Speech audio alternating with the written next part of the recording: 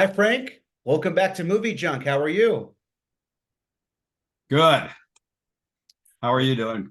Doing good. What an honor to welcome back Frank Jasper, who fans know as none other than Shute from the 80s classic Vision Quest, starring Matthew Modine, a young Forrest Whitaker, Linda Fiorentino, and so many more talents that later became legends in their own right. I can't thank you enough for making your way back to Movie Junk for round two. Yeah. Well, what was it about? It was at least 3 years ago, right? I was gonna say it was like right in the peak of COVID, so it was a little over 3 years ago. Right.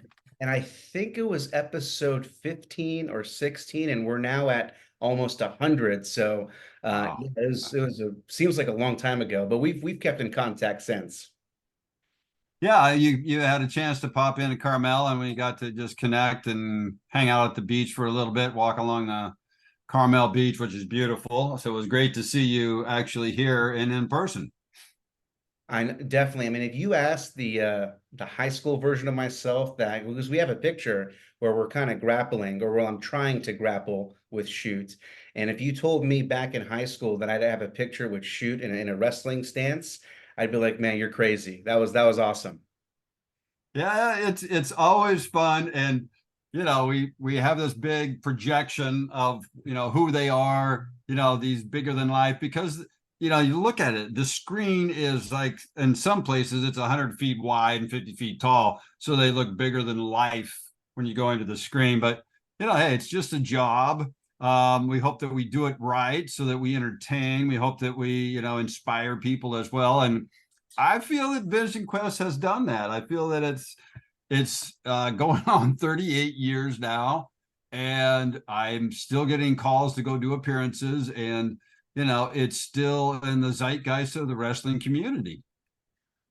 Definitely right. And we've been, kind of coordinating around like when's the best time to bring you back for round two, and what better time than now, right? We're right in the beginning, or the middle of wrestling season, right? So it was a perfect time to bring you back. I've also been, making my, return after 10 years to help out with my old wrestling program as well. So I was like, you know what? If I can make a comeback, I think it's time to bring Shoot back to the podcast as well. I think this is where it's really cool when you have somebody that's gone through the program and they've gone out and have a business and they're doing certain things and they come back and they give back. I mean, just having mentors in that room, people that besides the coach can't keep an eye on everybody. So I just, kudos. I always say that the coaches are the lifeblood of wrestling. I just believe that though they go out of their way, they give extra time, they really become many times they take over the role as a as a father figure. Sometimes they're just an adjunct, but there's a lot of wrestlers that didn't have that kind of mentoring with their own father that got it from their coach, and it's changed their lives. So this is really key that and important that we look into and support our coaches any way we can. Definitely right. I mean, I graduated high school, back in 2006, right? So this is 17 years ago, and I still Mm-hmm. keep in contact with my coaches because of the impact, because you're spending more time with your team, with your coaches, especially during high school, than you are with your family usually, right? And you're competing, you're going to war with these Mm-hmm. individuals as well. So that resonates. And definitely too, right? There's value, because when you're now kind of going back and talking with, the next generation, you're giving them those experiences, right? You're meeting folks that are freshmen or sophomores where it's their first year on the mat and they're completely green. They don't know what to expect. And you're giving them, your examples of, like what works, what doesn't works. And it's just fun kind of seeing that come full circle. Well, and I mean, this is kind of a real key year, right? Because we just had the U.S. Senior, U.S. Open down in Texas. A lot of those qualifiers are going to be going to the, Olympic trials. Next year we have the Olympics. I mean, this is some. It's heating up, is what I'm saying. It's like this is not just a normal year, so this is a big year for wrestling. I feel like it's continued to grow. I think that the bringing, the women that have come in have built this up. And I feel like we're in this golden era of wrestling right now. You know, we've seen our men's teams and our women's team win on the World Cup levels. Men, I think, won their second in a row after not winning after 20, 30 years. Yeah. Um, everybody's elevating, everybody's pushing each other. There's a lot of competition just to even get on our Olympic train, on an Olympic team is a major challenge. So I'm just saying kudos to all those guys that are prepping for that, getting ready. I'm working with a wrestler that's looking to get into that as well this year, and I'm just holding my best with where he's going to go and how he's going to participate in the Olympic trials. Let me ask you a question. When you walk into a wrestling gym, not like a high school gym, but like an actual tournament or a dual meet that's taken place, right? How long does it take before folks recognize who you are? You have to also remember I am 38 years older, so I'm going to turn 65 next year, believe it or not. So Shute is turning 65. Wow, that's just crazy. So I have a little bit different look, and I one of the coaches that I really admire. He's just a real grinder. I ran into him at the U.S. Open last year, and I asked him if I could get a photo, and I took a photo with him, and I was wearing my Shute shirt, took a photo. I said, "Hey, thanks, man." And he walked off about 5, 6 steps, and he turned around and he walked back. And he goes, "Shute." He goes, "Send me that photo."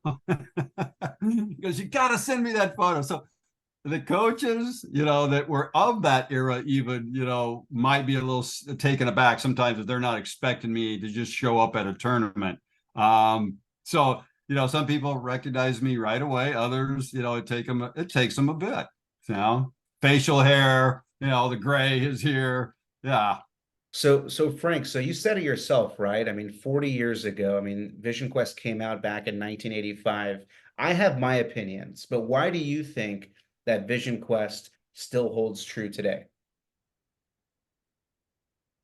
Um, there's several layers to this, and one of them is that this is a coming of age story. I think kids are still coming of age. I think they're still asking those same questions. What am I? Where do I fit in the bigger world of things? What is my biggest thing that I could accomplish? What is my biggest challenge? What about relationships? How do I make a relationship work? How do I do that? Finding out about their bodies at this time. That's everybody is still kind of in that experience. Um, then there's this ultimate goal that is placed up there, and then you see this person that is committed. He is absolutely committed to doing this, no matter what anybody says, no matter what is going on with his body, where he's fainting or his nose is bleeding. He's not going to give up. He has a undetermined. I mean, he just cannot be stopped. So he's going to show up, and it's going to be what it's going to be. But he's going to accomplish his goal. And I think we all want to set our sights high and work toward those goals. And this is inspiring people to do that, to be the best versions of yourself. Then you had an incredible director. You had, if you look at the cast of characters, the actors in this movie went on to do amazing things. Matthew's career is still going on. Forrest Whitaker awards, just amazing. Linda Fiorentino had some other great movies out there. Other actors, Ralphio Savage, he did some great work in the theater out in Pasadena. That's a really pressing, demanding role. So all of the actors, Ronny Cox has been a phenomenal actor over the course. He's had like an amazing career. Harold Becker was the grounding of that, and he saw what he needed to see in each one of these characters to get what he wanted out of them, and then his vision, because he's the overall. He's going to cover. He's watching how everything's coming together on one day. I would only be on the set if I had a scene to do or something like that, and so there would be maybe a week or two before I would be back out on the set. Well, there was a period where I was gone for like 5 days, and I show up, and the first thing you do is you go in and get your haircut and makeup and clothes, and then you show up on the set, and then they set up for whatever shoot you're going to do. Well, I got through all that, and I showed up, and I was just sitting on the mat stretching. Harold's watching this scene that he just finished, shooting, and then he's resetting the lights. He's going to shoot it from a different angle. He's watching them set up, and he's talking to me as he's kind of looking over there, making sure they're doing what they need. He looks down. He goes, "Hey, did you go to hair and makeup already?" And I go, "Oh yeah, I did." And he goes, "Did they cut your hair?" I go, "No." He goes, "Go back, have them cut your hair." Now I think I was gone 5 days off the set, but he's like he's not missing anything. So his eye for detail, the story, the actors that came together, I think it just all gelled, and it was fun for me because I was excited. It was the first experience I've ever had about making a movie, and it was just, the final scene, there was 1,500 people there, so it felt like an actual wrestling match. Everybody was screaming and yelling, and you're in there doing what you got to do, and you're trying to make it look good, and so it gave me that same feeling that I would get when I was competing. So it all just kind of gelled, and I thought I was done. I mean, I thought that was it. I'm going back to school, and so didn't know if the movie would do what it would do, but it was just an extraordinary experience. What is it that you think made it longevity as far as that goes? So I mean, for me, right? I mean, it has the just the perfect recipe, right? It's got the amazing soundtrack. It has Ooh, the love story. It has the challenge, right? The overcoming the obstacle. So it just hit the tripod pod for all three, right? And sort of like you said as well, it resonates no matter what generation that you're in, right, right? You're always going to have, that ultimate goal that you want to right. achieve. Whether or not, you have that love interest. What makes a good 80s classic, right, is that love interest. But there's always a love interest every decade, right? Fun fact that I just read or came about, Matthew Modine and Linda Florentino, right? They're only 1 year apart, right? They're supposed to have this bigger age gap, but I guess in real life they're only 1 year apart. So that was kind of cool to read. But yeah, I mean, for me, I mean, it was really personal because you kind of everyone that's a wrestler, you put yourself in Louden's shoes, right? Or it could be one of the other, wrestlers Mhm. that's in the room as well. Their story can be your story. Another thing that I read too, I mean, that room was filled with state champions, right? I mean, that was a heavy room of wrestlers that were in making that movie. Is that correct? Absolutely, and so the referee in the final match, his name is Cash Stone. I still stay in touch with him. He's the coach of Meade High School, and he ran all the wrestling practices. And all the wrestlers that were in that were all of his old wrestlers, state champion and qualifiers. I mean, these were all, you know, good, solid wrestling. That's why when you look at the practice, it looks real because these guys know what they're doing. So absolutely, it was filled with just high quality wrestlers. And just because I don't want it to lose my track, you mentioned Ronnie Cox, who I love from Beverly Hills Cop. We just interviewed John Ashton, who was in Beverly Hills Cop 1 and 2 and is making his comeback to Beverly Hills Cop, Axel Foley. I don't know if there was any talk of Ronnie Cox coming back, but yeah, again, him. I mean, the cast is just, what makes a movie successful. The cast was unbelievable. But also too, I mean, from your standpoint, this was a chance audition, right? There was already this movie that was already being made. They were looking for extras, and you were auditioning for an extra. You didn't know that you were going in for shoot. Is that correct? Okay, so I actually went in for shoot, but I didn't know I was going in for shoot. I thought that I was just going to go in and play a wrestler because in the background, and I thought, okay, great, I can get paid and do that. And I was paying for my tuition for my college career, and I thought, well, this beats the heck out of being a bouncer on the weekends at the Slab Inn, and so this I was like, oh, I'm definitely going to check this out. A guy named Rick Thiefalt was in the movie, and he was a wrestler at Eastern Washington. And I was attending Eastern Washington at the time. I was in the athletic training program. And in that athletic training program, you are assigned to different teams. And I just happened to be assigned to the wrestling team in that particular semester. And Rick had taken, he couldn't participate in wrestling for Eastern and be in the movie. So he, decided to do the movie, and he came in just to watch practice. He's just sitting there talking, and he goes, "Hey, they're still looking for somebody. They're looking for somebody about 6 foot tall, muscular build, blonde hair that can wrestle." And he goes, "That's you." And he says, "You got to go check this out." And I had no desire, no background in drama or theater, and so I wasn't too interested in the beginning, but he kept talking about how much fun it was and how everybody's having a good time and he's getting paid to wrestle. So I'm like, let's go check it out. And Awesome. that's what got me to go and do the audition. And then I found out, oh, he's got lines. And then I just thought, well, okay, so he's got some lines, no big deal. I didn't think anything of it. Came and shot the scenes and did all that, thinking like it's not just that, major a character. And then find out that it's the antagonist, the main character. And I still just looked at it as, I'm just playing this character. I'm just going to do the best job I can to represent a wrestler with this mindset. And that's all I wanted to do, was make it look as realistic as possible. Definitely, definitely. And Loudon was going through a lot of challenges, right? He was getting the nosebleeds, he was cutting weight, he was dehydrated. But in reality, that's what was happening to you during filming. Was that correct? Absolutely. I was a bodybuilder. And so for the last 3 years at Eastern and 2 years prior, I was bulking up. I was trying to get as big as I could, getting ready for competitions.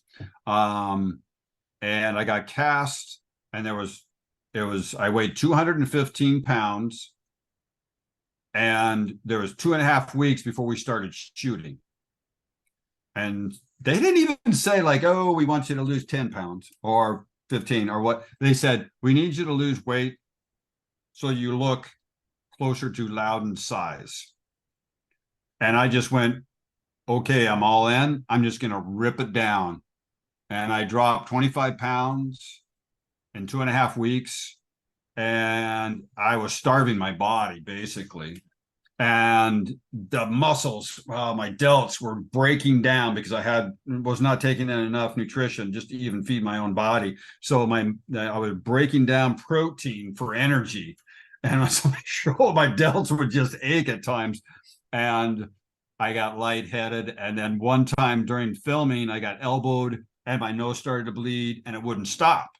So there was a medic on staff, and he came out and did a chemical cauterization. So it's so interesting. It's ironic, I guess, that my character actually was having all the issues that Loudon's character was actually written into the movie. So I just find that kind of interesting. And then you had previous wrestling experience. Did Matthew have wrestling experience as well, or did he learn on set? As far as I know, he had no previous wrestling experience. He actually was a New York actor. He at the time had been smoking cigarettes and drinking lots of alcohol and doing plays and things like that in New York. And he came out, started working with a nutritionist, started training, working out with weights. He was eating, he was taking nutrition, and he started wrestling. And he basically had maybe 6 months to Wow. learn how to look like a wrestler, which I think he did a really good job, because you know how tough it is that first year. You're kind of lost. Yeah. Most people are.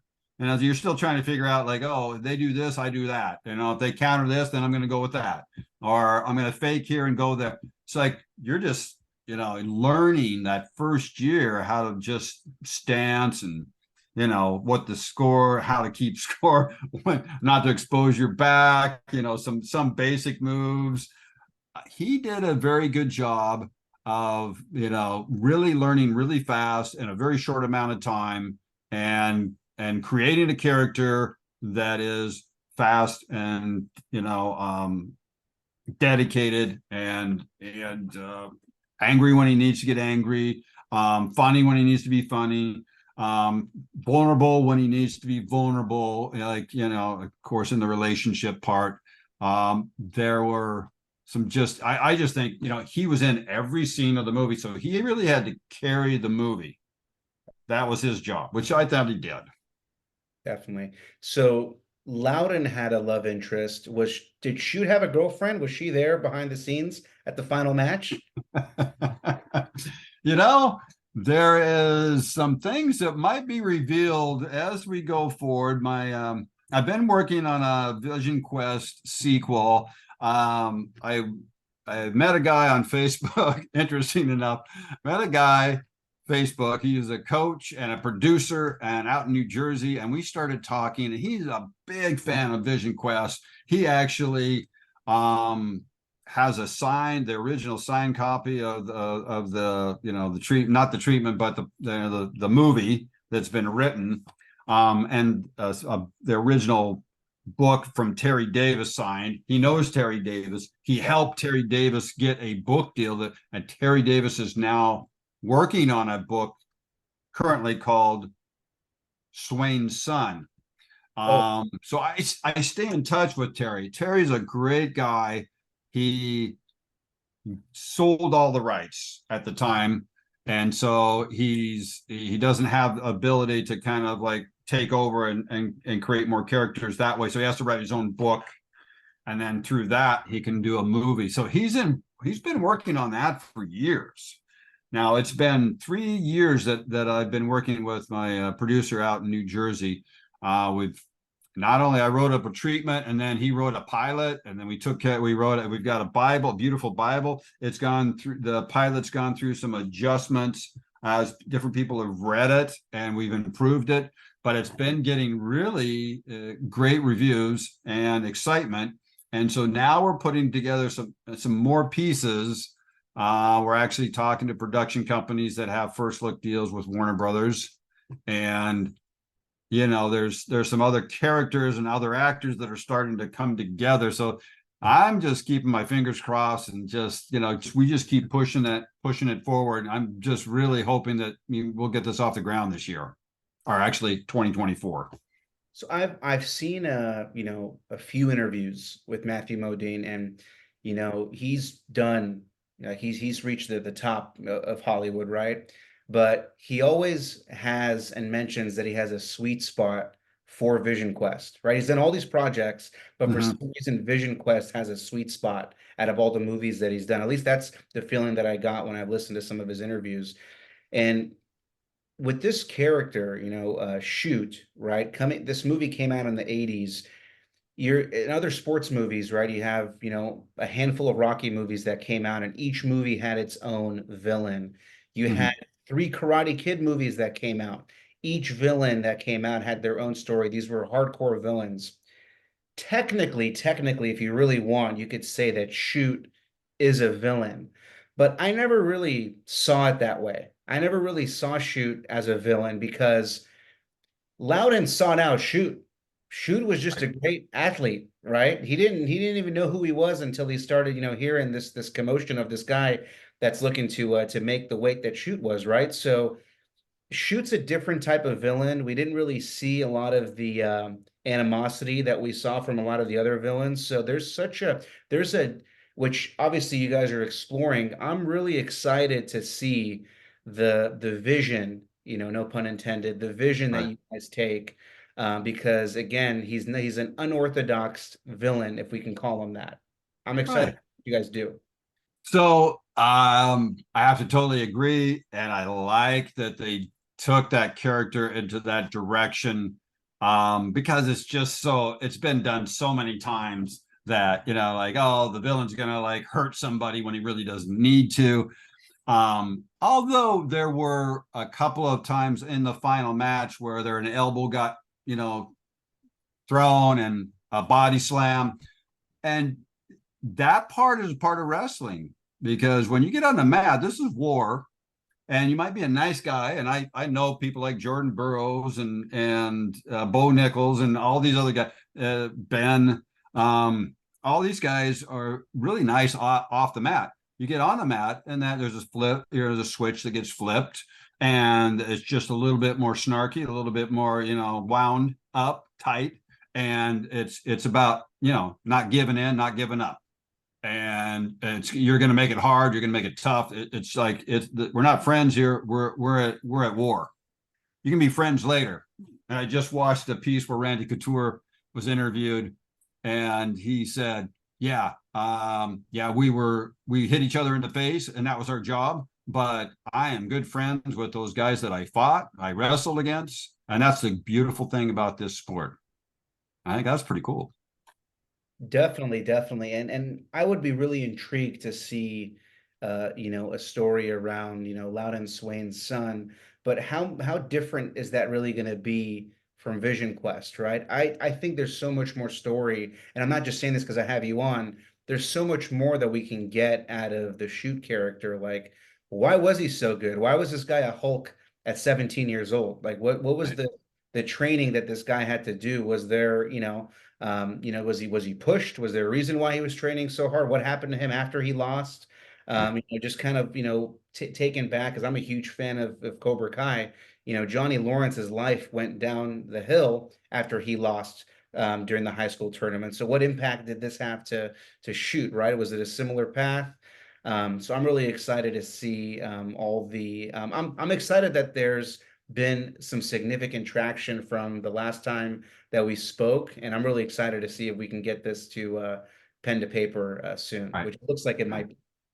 Yeah, well, we have a really nice pilot done, and Bible. It's ready. That part's ready to go. It's putting the other pieces together, and exactly what you said. And I know that, like, okay, I played Shoot, but if you look at what was put on the screen, you know what was going on with Matthew. You know what was his thoughts and his feelings and his home life, and then you got to see his love interest, and that arc that took, and what the weight loss did to him. But all we see is just Shoot showing up in these moments, and so that is exactly where I feel like the gold is buried at this point, because we have no idea what his home life is like. Like you said, why does he train so hard? Why was he training alone? Why did he lose that match? We answer a lot of those questions in the pilot, and we stack on some things for both Shoot's character and Matthew's character, some dark sides that we will explore in the series. I'm excited to see what type of son you're gonna have. I'm curious to see Shoot's son. And again, not to spoil anything, but I'm imagining that we're gonna have a Shoot's son, and imagine, seeing Shoot's son going up against Matthew's son and what that would mean like in today's age. Yeah, it could be Shoot has a son, or it could be Shoot has a daughter. Ooh, even better. Even better. Women's wrestling, like I said, is on this huge, trajectory. And if you don't include that in a series, I think you're making a huge mistake. So it's definitely going to be a part of it. How much? Not going to talk about that. There are some things that will bring in some, surprises. And I can't really talk about it any more than that. Definitely, definitely. Yeah, I started wrestling my freshman year, and our captain at the time, we had two captains. One was a boy, and the other one was a girl. And just given our weights, right? I started off my freshman year wrestling the girl, and she kicked my butt even though she had, a few years, on me, but she kicked my butt because she had the technique. Even though I was stronger, she had the technique. And it didn't take me until the end of that year before I was able to start, sort of finding my ground and, learning, the moves, etc. But yeah, I definitely, ever since that year, I've had a respect for, women in wrestling as well too. And yeah, definitely, I'm excited to see the spin a potential Shoot daughter. So definitely, definitely, we'll use that as an opportunity for round three once we get some more intel on that as well. Another question I had in mind too was there any different ending or any other alternative ending? Was there ever a scenario where maybe Shute won, or was it always planned to where Loudon was going to win that match? Well, this is the Hollywood ending. If you actually read the book ends when Matthew opens that door and goes out to the mat. So Hollywood steps in and goes, "Oh, well, he has to win, and he has to win with this, amazing throw and a pin in the last, 10 seconds, 9 seconds, and everybody cheers, and that's how Hollywood sees a lot of these movies ending, and a lot of the Rockies and well, look at Rocky's first movie. He didn't win, but it was a draw. Yep. That No, would have been, and that was a lost the great first one. ending. He lost the first one, remember? Right. He Yeah. didn't. That's why I said he didn't win. It was Yeah. like a draw or something. I guess he ended up losing but it was like that guy, he says, "I don't want to ever fight you again." Yep. Yep. But that was a great way to end that. But most Hollywood endings are like, oh well, the underdog wins. And so yeah, that was never, as far as I know, any other ending that they had planned for that. But I don't know. This would be very interesting to see what Terry Davis does with his book. This would be very interesting to see if we can get the VQ series off the ground this year. There's a lot of interest. The right people, we're talking to the right people right now, and I'm doing my best to stay in shape in case I'm called upon to reprise the character. I'm going to have to go back. I rarely ever get on a mat these days. The last time I got on a mat was in Puyallup when I wrestled an 8-time Masters champion as a kind of a demonstration, or it was just kind of for fun. And he beat the crap out of me. I had come off of 2 weeks of being sick with COVID. I hadn't trained and I hadn't wrestled in 20 years. And he basically just came off of winning his 7th Masters championship in Las Vegas, and was headed overseas, and ended up winning his 8th afterwards. So, man, these guys that continue on with the sport, tough guys. It really doesn't matter, how much gym time you have, you lift weights, you can bench press as much as you want. It's all about mat time. And definitely, like for me, I made, it was 10 years since the last time that I actually stepped on the mat. You have this vision in your head of all these different things that you can do, but there's a coming of Jesus moment when you actually step on the mat against someone that's training in their youth. Like just taking a shot in air, is something that's difficult to do. So definitely, yeah. I mean, like I was like, man, I used to do this every single day, and just staying in a stance for 30 seconds feels like an eternity. So I can't tell you how many times I've seen, like, oh, I think I heard the Kelsey brothers talking about, oh yeah, wrestling, forget about it. That is the toughest sport. He said, and they're both professional, NFL football players, the Kelsey brothers. And they're like, yeah, I wasn't, I was not going to wrestle. So the Kelsey brother that plays for the Chiefs, he didn't wrestle. He just watched his older brother that plays for Philadelphia wrestle, and he said, "I watched you wrestle, and I knew that was not going to be for me. Man, it's just you were like beat up and spit out, and it was one of the toughest, practices I've ever seen." And his brother said, "Yes, that was the toughest sport I've ever played." So, and we just recently interviewed Matthias Hues, who in the 80s, was in, a ton of action movies. I Come in Peace, a lot, the Kickboxer movie, the second one, and he's in his 60s and who's in tremendous shape.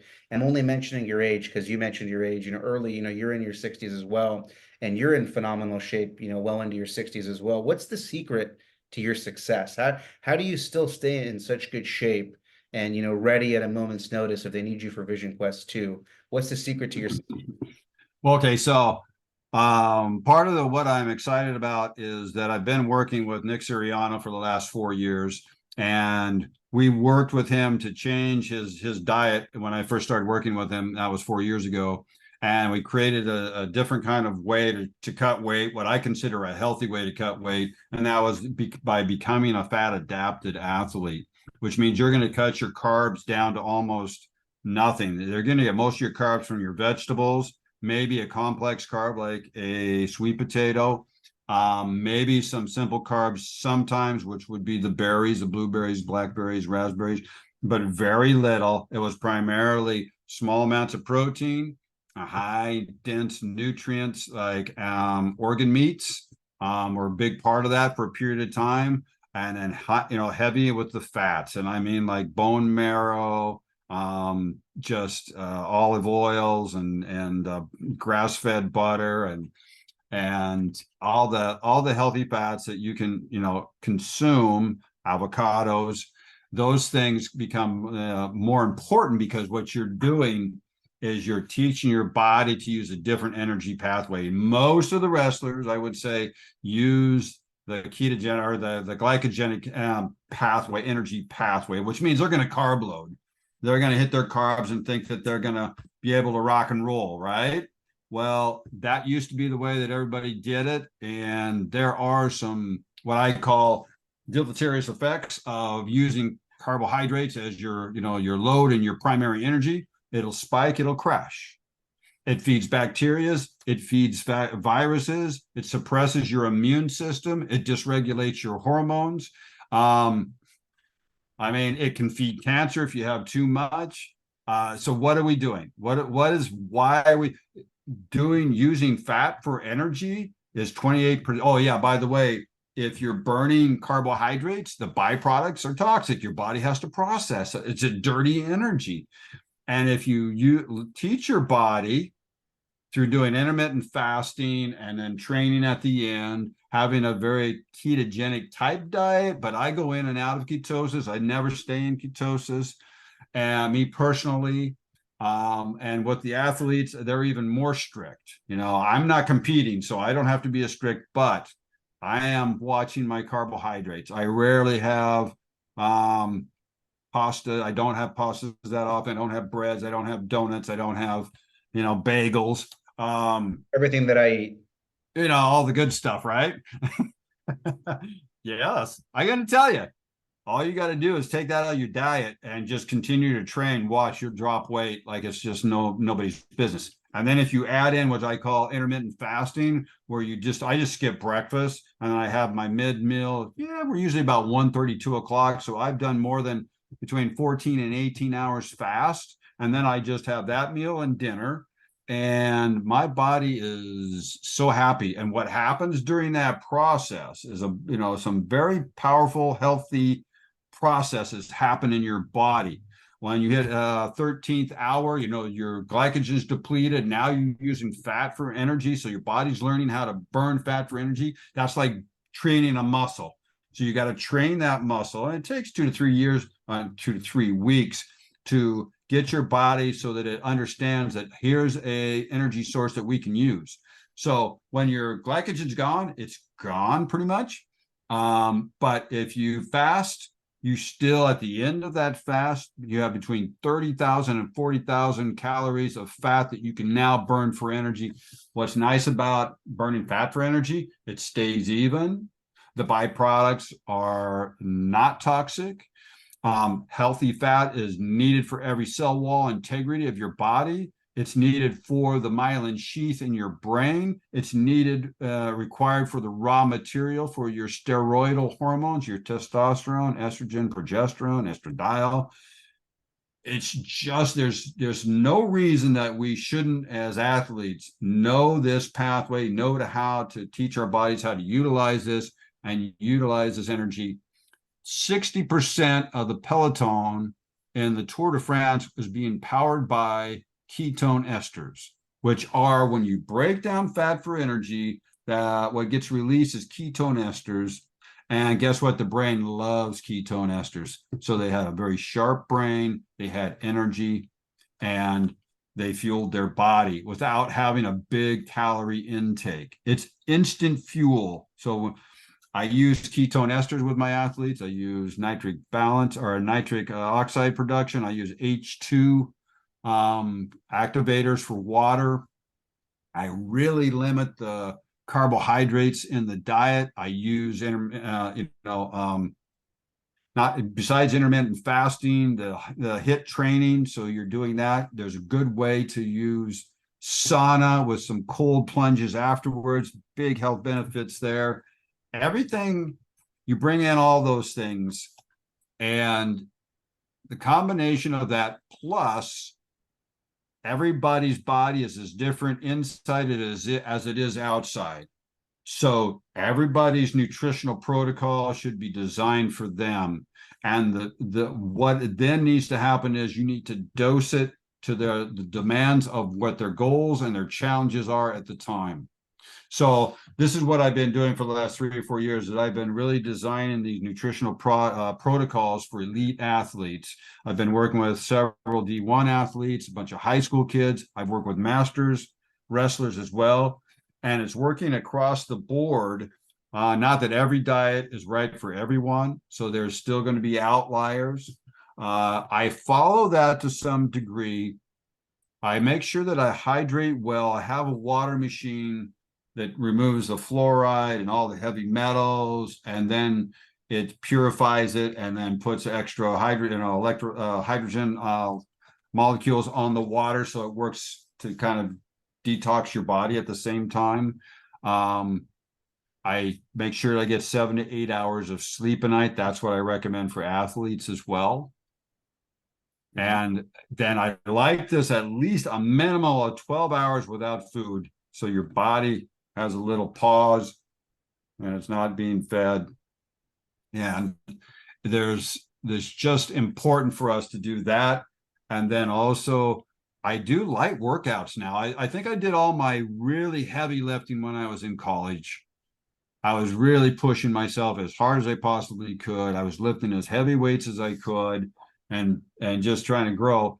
Now it's just about being consistent. I have 30 to 40 minute workouts, 3, 4 days a week. And I play tennis, so I'm doing some cardio.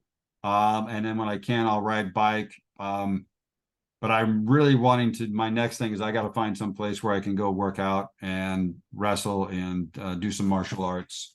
That's my next thing of 2024. Definitely, right. And it's counterproductive, lifting super heavy and then you get hurt and then you can't work out for a few weeks, right? It's all about being durable, being in the gym every single day. It's more productive to have, 4 or 5 days of 45 minutes than having a killer, workout that, puts you out for 3, 4, 5 days, right? So it's all about consistency. You mentioned that you're looking for a gym. You're always welcome at our gym too. If you're ever back in the Bay Area, I'm sure we'd love to have you rolling around with us. That'd be really cool. But yeah, definitely. Just to add as well too. I mean, I'd say you're definitely one of the more accessible. I don't know the right word to call it, celebrity, with respects to being able to have fans reach out to you for personalized messaging.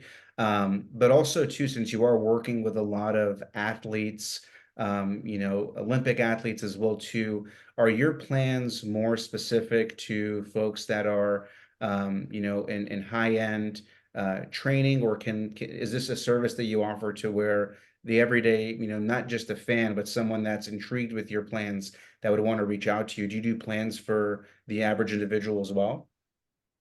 Absolutely.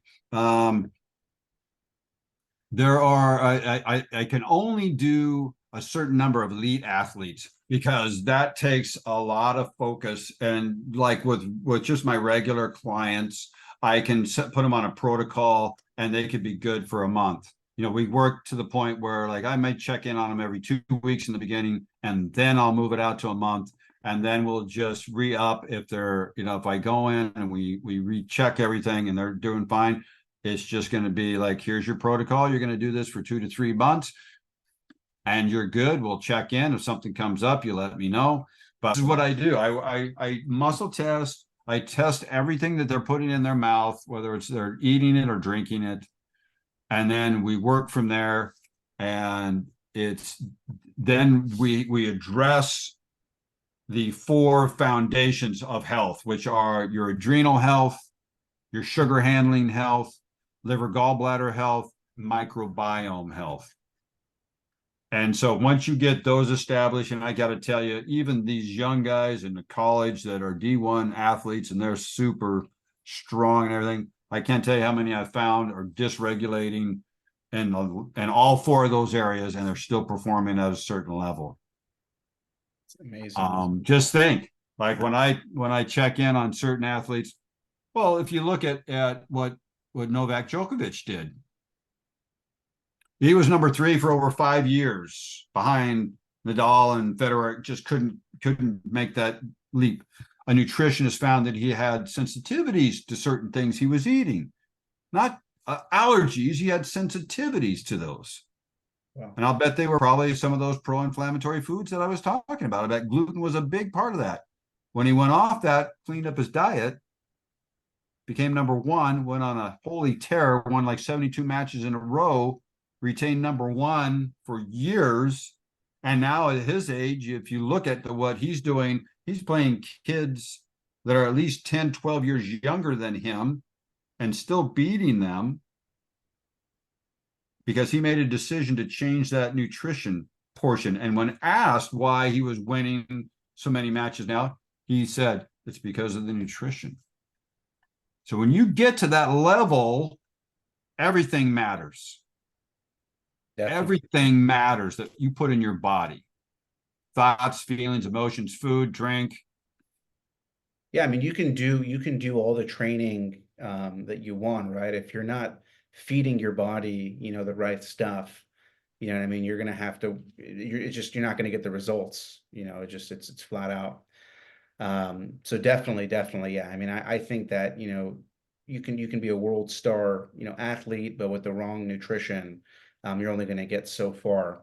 I do also want to ask, just because I know it's the holiday season and it's Christmas time, I can't not do a shout out to Shute Shirts, right? So as a perfect gift, for the holiday season, if fans, not even just wrestling fans, just, if folks want to get access to Shute Shirts, what's the best way to get a hold of that? So it's just like you said, it's actually just shuteshirts.com, and that's spelled SHUTE, shirts with an S.com. Here's one. You can kind of see this is one, and then I have 2 designs. This one comes in 3 different colors. I've had a really good season so far. I've sold out of some sizes already. There's a few that I have lots of smalls right now and mediums. I know I have some matte monsters because I had to restock during the middle of this season. So things are good. Thank you. I appreciate that. And yeah, just come and get your Shute shirts. And I have a special going on right now where if you buy a shirt, you get a free autograph photo, which is usually $20, plus shipping and handling and all that. So it's a great deal. These shirts I designed my wife, and the texture is I love. I wear them because they're one of my favorite shirts because of the feel and the fit. And they don't lose their like shape. They just kind of get more faded over the years, and eventually somebody's going to tear it when you're wrestling. You decide to wear it on the mat.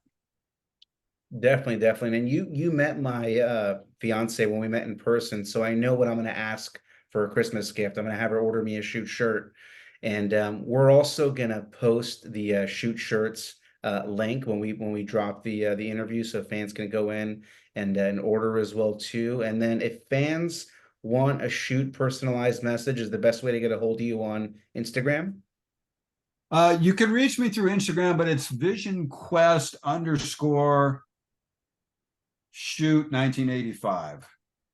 So that's one place you can reach me, but you can always reach me there at shuteshirts.com. But you can go shoot@shuteshirts.com. That's the email. But once you go on the site, there's a place in there where you can also send me a message. So you just got to get to the site, and you can find your way around there and be able to reach out to me. I love interacting with everyone. Wrestlers are, I mean, they just don't get the cred. They don't get the visuals. They don't get the thing like the football and the basketball guys do. And I think there's so many very cool, unique, special, um, interesting guys, gals that are in the wrestling community. And so I just want to support this going forward. I think wrestling is an extraordinary sport. Like the Kelsey brothers, it's one of the most difficult sports. It's considered the best kinesthetic awareness sport besides gymnastics. So knowing where your body is in space and time, it teaches you these really profound lessons in life. Like, putting in the hard work, seeing the results, setting goals, accomplishing those goals, etc., becoming a man. I remember when I was a freshman, I was this little guy, and wrestling was this tough sport. And so part of wrestling just kind of toughens you up. Yeah. So you can handle, because when you get out of school, people are going to treat you, ways you don't like sometimes, or things are going to happen. There are going to be challenges. And if you just fold at the first challenge, that's just, that's not what wrestling teaches. Wrestling teaches you to take a hit, get back up, take a hit, get back up. And in life, it's not about, how many things you've done. It's, or how great you are. It's about many times about, taking a hit, and then can you get back up? Can you just take a different tack? Can you figure out something else? Like, I was set to be a bodybuilder. I was going to be there. I was going for that. And then Vision Quest came along and took me on a different track. Mm-hmm. So that when I did Vision Quest, I gave it 100%. And then when I do something else, I want to give it 100%. And so that's the mindset that I want to carry into every endeavor that I do. And wrestling and martial arts were a big part of that. Definitely, definitely. And Frank, I want to be respectful of your time. And again, I always love, saving for the next round. It'll be round 3. The next time we bring you back, so much more. And I can't wait to share with the fans as well. But I do want to thank you for coming back, sharing, your journey with this film. It's definitely impacted me, as many other fans, right? I mean, we got a ton of exciting comments from our last interview, so can't wait to share, with the fans this time around. Go to shuteshirts.com, yeah, and we'll drop all these links to access Frank, and being able to access Shute Shirts as well. For the folks that haven't seen Vision Quest, for the very few, you're in for a treat. You're in for a treat. Go watch this movie. You're going to thank me for it. And again, I know I mentioned this in our last interview, but if you told the high school version of me that I'd be sitting, across from Shute, I'd say you're crazy. But again, truly honored to have you on, and can't wait to share with the fans, Frank. Really appreciate it. And thanks for bringing me back. I looked at our previous one. And it was like, wow, okay, that was so many years ago. And I'm excited to see if when we have our next one, we'll have that series in the works. It takes 6 to 8 months to get that processing, to get into production. And so, keep your fingers crossed. I think it would be huge. I think it would be well received. It's not going to be just for wrestlers, of course. You just gotta make sure that everybody gets engaged. But wrestling is a great backdrop. It's a beautiful sport that we can then take to the next level and kind of personify it as a very cool sport that has its intricacies. Definitely, definitely. And if you need an extra in the Shute spinoff, you got somebody here. So, All right. Frank, thank you so much. We'll talk soon. Really appreciate it again, and have a great rest of your evening. All right. Thanks. Yeah. You take care. Cheers.